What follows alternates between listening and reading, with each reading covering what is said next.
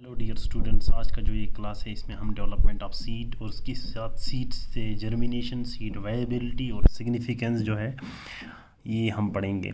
तो सीड कैसे बनता है, आपको पता है कि हमारे जो ये एम्ब्रियो है यानी कि ओव्यूल के अंदर जो एम्ब्रियो होते हैं जो कि एग के साथ मेल गेमेट की फर्टिलाइजेशन से बना हुआ होता है जाइगोट से, और उसके साथ साथ एंडोस्पर्म भी हो सकते हैं जो कि एक ट्रिपल फ्यूजन के प्रोसेस से बन गया होगा। तो ये जो है ये एम्ब्रियो एक बेबी प्लांट बनाता है आगे जाके, और इसके बाहर जो ओव्यूल है, ये ओव्यूल जिसके अंदर फर्टिलाइज्ड एग हुआ है जो एम्ब्रियो बनाता है, ये आगे जाके मैच्योर जब हो जाता है तो यही सीड बन जाता है। क्या बन जाता है? यही सीड बन जाता है। इसके जो ये बाहर के इंटीग्यूमेंट है और ये जो अंदर का इंटीग्यूमेंट है, दो इंटीग्यूमेंट्स, ये दोनों जो है ये ट्रांसफॉर्म होके सीड कोट्स यानी सीड के बाहर जो कवरिंग होती है वो सीड कोट यही बनाता है। और उस सीड में आपने देखा होगा, खुबानी के सीड में अक्सर आप देखते हैं एक साइड से थोड़ा सा पोर जैसा होगा, तो ये पोर्स या आपको अखरोट की केस में भी देखा होगा, तो इस तरह से एक पोर रह जाता है। ठीक है, तो ये पोर जो है यही पोर रह जाएगा। ठीक है, ओपनिंग भी रह जाता है बाज़ाब्ता तौर पे, जिसके ज़रिए इस डेवलपिंग एम्ब्रियो को यहाँ से वाटर और एयर वगैरह जो है चला जाएगा। और ये जो बाहर से सीड कोट है ये प्रोटेक्शन का काम करता है। अक्सर जो है इस जगह से ये सीड जो है यानी ये ओव्यूल जो है ये टूट के अलग हो जाएगा, तो उस पर एक स्कैर निशान जैसा रह जाता है जिसको हम हीलम कहते हैं। तो यही यहाँ लिखा हुआ है, once fertilised ovule matured and it turns into a seed. Its studies called it spermology. Two integuments of ovule forms the seed coat, that is inner integument से tegmen यानी inner seed coat, और outer integument से बाहर का seed coat यानी टेस्टा। ठीक है, टेस्टा बन जाता है। तो outer integument से टेस्टा और inner integument जो है वो बन जाता है tegmen। टेस्टा and tegmen both are part of seed coat। ठीक है, ये सीड की कवरिंग है। Now micropyle pore remains as such through which water and air enters into the developing baby plant यानी embryo। अब आपको याद होगा कि एक सीड, अब आपको याद रहना चाहिए कि सीड जो है ये क्या है, ये एक फर्टिलाइज्ड ओव्यूल ही है। ठीक है, फर्टिलाइज्ड ओव्यूल जिसके अंदर क्या होगा, एम्ब्रियो होगा। तो scars left on the seed by funicle is called hilum. Embryo develops into a baby plant. Endosperm is used in this process। तो कुछ सीड्स में आपको एंडोस्पर्म रहते हैं, कुछ में नहीं रहेगा, तो इसी के बेसिस पे इसकी टाइप्स है। एंडोस्पर्मिक या अल्ब्यूमिनस सीड्स कहते हैं उन सीड्स को। हियर एंडोस्पर्म परसिस्ट्स रहता है एंड स्टोर्स फूड। ठीक है, and provides nourishment for developing embryo यानी एम्ब्रियो को। जैसे वीट में है, बार्ले, मोनोकॉट्स में अक्सर जो देखा गया है एंडोस्पर्म जो है मैच्योरिटी तक जो है वो रहता है और कंटिन्यूसली डेवलपिंग एम्ब्रियो को जो है सीड के अंदर नरिशमेंट और स्टोरेज का काम करता है। नॉन एंडोस्पर्मिक सीड्स, इनको हम एक्स अल्ब्यूमिनस सीड्स कहते हैं। अब यहाँ पे भी एंडोस्पर्म तो बनता है, लेकिन वो जो है that is absorbed by developing cotyledons, क्योंकि यहाँ डाइकॉट्स में आपने देखा होगा दो कॉटलीडेंस बनता है। वो सारा का सारा जो कॉटलीडेंस बनते वक्त ये जो एंडोस्पर्म है इसको यूटिलाइज कर देता है। तो जब मैच्योर होगा वहाँ आपको एंडोस्पर्म्स नज़र नहीं आएंगे। कॉटलीडेंस जो है अब ये, क्योंकि कॉटलीडेंस जो रह गया यही अब फंक्शन करता है स्टोरेज और न्यूट्रिशन का, किसको, डेवलपिंग एम्ब्रियो को। एग्जाम्पल्स ऐसा है हमारे ज़्यादातर डाइकॉट्स में ऐसा होता है। अब एंडोस्पर्मिक या नॉन एंडोस्पर्मिक आपको समझ में आया। सीड की स्ट्रक्चर का जहाँ तक बात है, क्योंकि dicot seed consist of seed coat जिसमें टेस्टा एंड टेगमेन होगा, विच इनक्लोज एम्ब्रियो, उसके अंदर एक एम्ब्रियो होगा, हैविंग टू कॉटलीडेंस, एम्ब्रियोनल एक्सीज जिसको टाइजिलम कहते हैं। आपको पता है, ये पढ़ा चुका है, एम्ब्रियोनल एक्सीज जो है इसको टाइजिलम कहते हैं। उसका एक एंड जो है ऊपर की तरफ जिसको एपिकोटेल, और एक नीचे की तरफ चला जाता है जिसको हाइपोकोटेल बोलते हैं। और उसके टिप्स को यानी हाइपोकोटेल के जो टिप है उसको रेडिकल, जिसे रूट निकल के आते हैं, और एपिकोटेल जो है उसके टिप को हम प्ल्यूम्यूल कहते हैं जिसे शूट निकल के आता है। Endosperms are absent at majority. तो डाइकॉट सीड्स में अगर आप देखेंगे तो एंडोस्पर्म आपको नज़र नहीं आएगा, तो ये नॉन एंडोस्पर्मिक है। तो ये स्ट्रक्चर है इनका। ये एपिकोटिलिडन्स यानी कोटिलिडन्स को ऊपर वाला हिस्सा, और ये हाइपोकोटिलिडन्स के निचले वाला हिस्सा।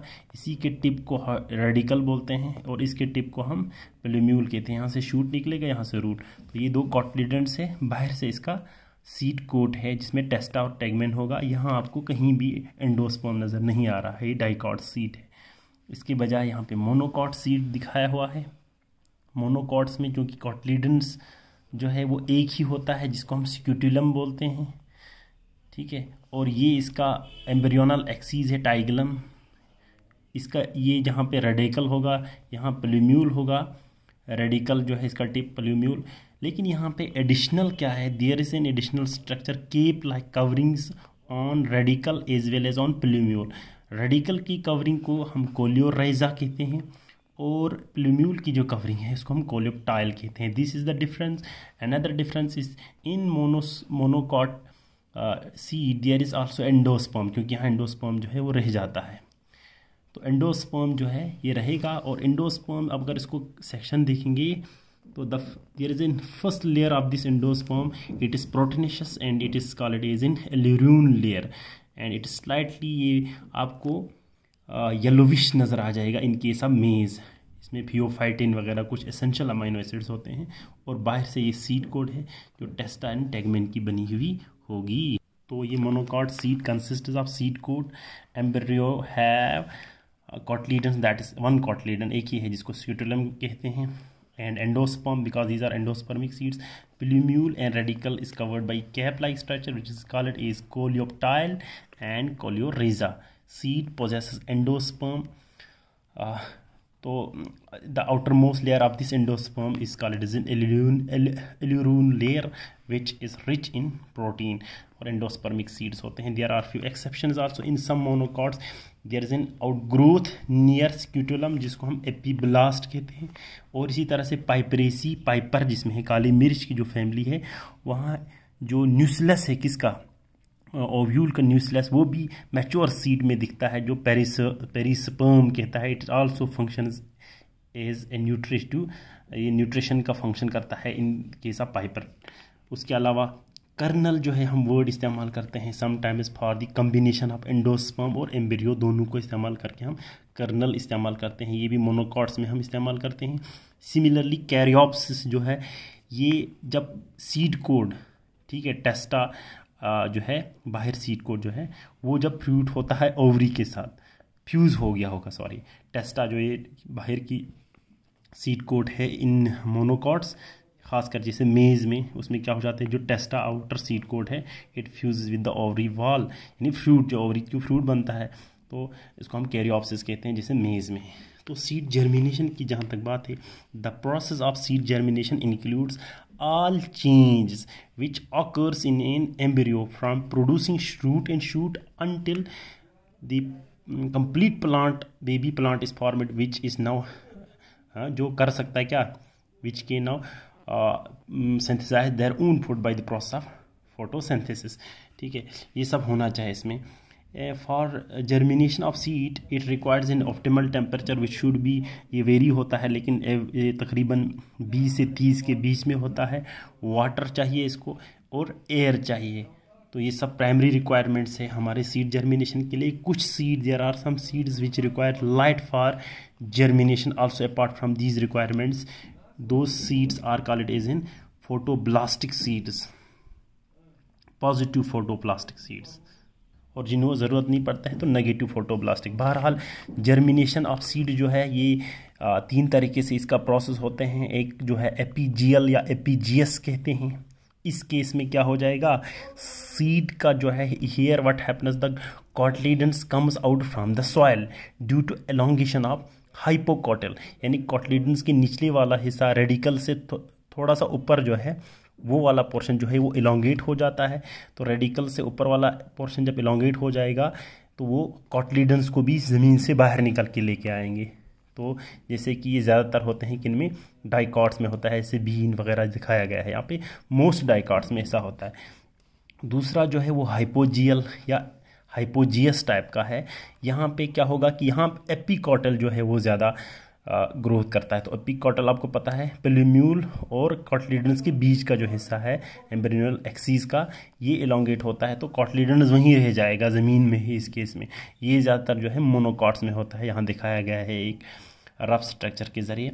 और कुछ जो है वेविपेरस है। वेविपेरस हम ऐसे सीड्स को बोलेंगे जो सीड जर्मिनेट होना स्टार्ट करते हैं कि अभी वो ओवरी में ही है, ओव्यूल जो है अभी कहाँ है, ओवरी में ही है, और ओवरी अभी मेन प्लांट बॉडी के साथ ही अटैच है। तो अभी इसकी जर्मिनेशन वहीं से स्टार्ट हो जाएगा। प्रिकॉशियस जर्मिनेशन हम इसको कहते हैं, जैसे मंगरूज में होते हैं। इसमें राइजोफोरा एविसिनिया एंड सोनर्चिया जो है एग्जाम्पल के तौर पे लिखा हुआ है। Seed dormancy, this is very important, ये अक्सर यहाँ से ऑब्जेक्टिव आता है। What is seed dormancy?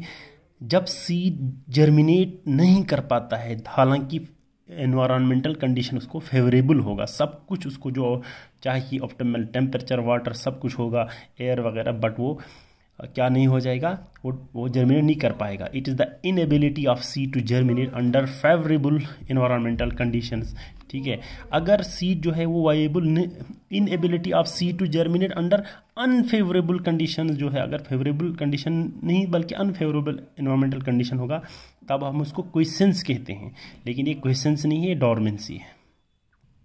तो डॉर्मेंसी के बहुत सारे कॉज हैं ये, जैसे कि सीड कोड इनका टफ होगा, जिसकी वजह से it prevents the entry of water into this, या ऑब्जर्प्शन ऑफ वाटर, या ये ग्रोथ ऑफ एम्ब्रियो को नहीं होने देंगे क्योंकि टफ सीड कोड। या कभी कभी क्या हो सकते हैं कि एम्ब्रियो जो है वो सीड का इमेच्योर है, ठीक है, या ऐसा हो सकता है कि presence of some growth inhibitors like abscisic acid, या केमिकल्स जैसे कि फिनोलिक एसिड है या पैरा एस्कॉर्बिक एसिड है। ये सब रीजंस है जिसकी वजह से डॉर्मेंट होता है, यानी कि फेवरेबल एनवायरमेंटल कंडीशन होने के बावजूद सीड जो है वो जर्मिनेट नहीं कर पाता है। कैसे आप ब्रेक करोगे? अगर ये ऊपर वाला पोर्शन, ये वाला अगर कंडीशन होगा, यानी सीड कोड अगर टफ होगा, तब आप स्कैरिफिकेशन भी कर सकते हैं, या ऐसे कंडीशन में क्या है कि मैकेनिकल वीकनिंग करते हैं, आप हाथ से ही आप रब करते हैं और उसकी सीड कोड को निकाल के फेंक देते हैं, स्कैरिफिकेशन। या स्ट्रैटिफिकेशन कहते हैं, जब आप सीड को अंडर चिलिंग या लो टेम्परेचर में रखता है कुछ देर के लिए, तो इसके जो एम्ब्रियोज है वो जल्दी मेच्योरिटी की तरफ जाता है, तो स्ट्रैटिफिकेशन। या अगर ग्रोथ इनहिबिटर्स कभी होंगे तो हम ग्रोथ इंड्यूसर्स लगाते हैं, जैसे जिबरेलिक एसिड वगैरह लगाएंगे। तो सीड जो है जर्मिनेट होने के लिए सीड वायबल भी होना चाहिए। तो वायबिलिटी जो है ये बोलते हैं उस प्रोसेस को जब सीड कितनी देर तक अलाइव है ना, it is the ability of seed to remain alive for varying degree of time.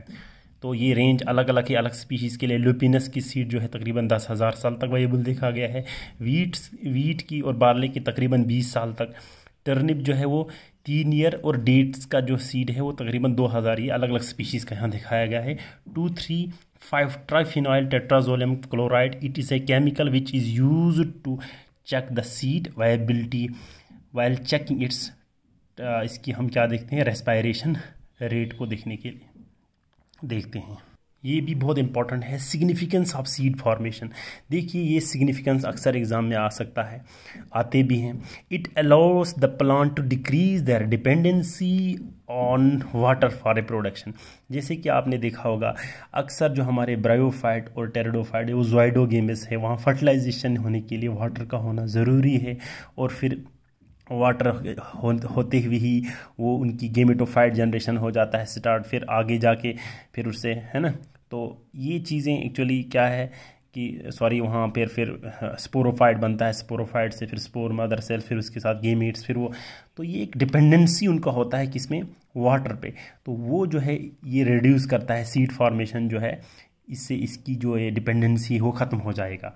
ठीक है, दूसरा ये है कि एक थिक सीड कोड होने से, सीड में एक थिक सीड कोड होता है जिसकी वजह से और एक न्यूट्रिटिव टिश्यू भी इनके साथ अंदर होता है, जैसे एंडोस्पर्म या कॉटिलिडन्स की शक्ल में। जैसे हमारे जिम्नोस्पर्म्स में 6 से 7 कुछ स्पीशीज़ में कॉटिलिडन्स होते हैं, तो बेशक उनमें एंडोस्पर्म जो है कुछ में हो या ना हो, तो ये सब क्या कराता है, ये स्ट्रक्चर्स इनको अंडर अनफेवरेबल इन्वायरमेंटल कंडीशंस एक तो न्यूट्रिशन भी देता है और सीड कोड थिक होने की वजह से ये बचाता भी है। तो एक बेहतरीन मोड ऑफ पेरिनेशन है। अच्छा, उसके अलावा क्योंकि अलग अलग स्ट्रेटजी सीड्स में हुक लाइक स्ट्रक्चर्स होते हैं, कुछ सीड्स जो है वो कलरफुल होते हैं, कुछ तो हवा के साथ उड़ जाते हैं, जैसे हमारे स्ट्रेसी के जो सीड्स है उनमें एक पैराशूट लाइक मैकेनिज्म है जो हवा के साथ इधर उधर चला जाता है। तो ये have developed different strategies to disperse in order to colonise new habitats. जैसे कि फ्रूट फॉर्मेशन होता है, कुछ में ओव्यूल के बाहर जो ओवरी होगा वो फ्रूट में चेंज हो जाएगा, तो इंसान जो है या बाहर हम जो फ्रूट खाते हैं एक्चुअली एक स्ट्रेटजी है किसके लिए, सीड डिस्पर्सन के लिए। तो हम फ्रूट की लालच में आके उसकी सीड खाते हैं, एक मुल्क से दूसरे मुल्क तक सीड जो है वो लिया जाता है।